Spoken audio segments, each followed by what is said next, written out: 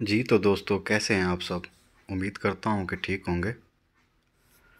آج ہمارا چوزا جو ہے یہ 14 دن کا ہو گیا تو بہت اچھا جا رہا ہے۔ آج ایک سبسکرائبر ہمارے پاس آئے ہیں تو ہم نے ان کو مکمل انفارمیشن دی ہے، انہوں نے فارم بھی وزٹ کیا ہے، اس بزنس کے بارے میں بھی انہوں نے بہت سے سوالات کیے ہیں تو ہم نے ان کو جو ہے نا بہت اچھے طریقے سے گائیڈ کیا۔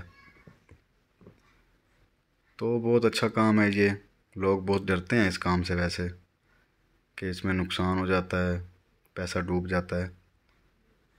جو محنتی بندہ ہوتا ہے نا، جو محنت کرتا ہے تو وہ کبھی بھی مایوس نہیں ہوتا اس کام سے۔ محنت آپ کے ذمہ ہے، باقی اللہ تعالیٰ نے رزق دینا ہوتا ہے۔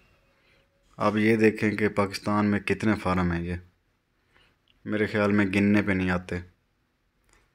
لوگوں نے کروڑوں روپے کی انویسٹمنٹ کی ہوئی ہے اس کام پہ، تو سارے روزی روٹی کما رہے ہیں۔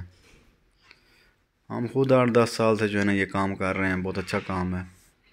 کبھی کبھار نقصان بھی آ جاتا ہے، لیکن یہ نہیں ہے کہ ہر ٹائم نقصان نہیں آتا ہے۔